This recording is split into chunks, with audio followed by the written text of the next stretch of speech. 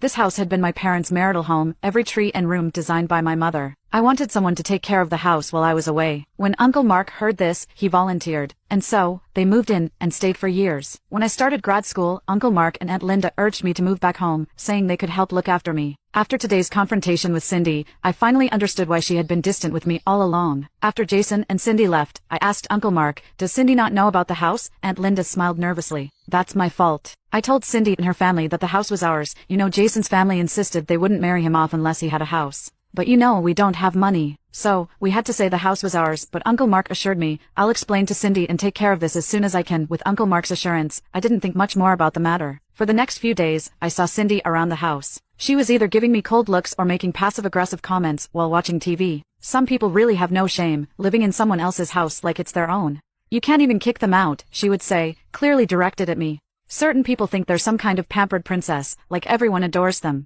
But honestly, people can't stand her. I kept quiet, hoping Uncle Mark and Aunt Linda would handle it. But Cindy is getting over the top. She even went so far as to just take over my bedroom and move my stuff to the smallest house on the entire property without asking me. Moving from the best room to the worst one didn't sit well with me, but thinking of how Uncle Mark took care of me, I put up with the whole thing.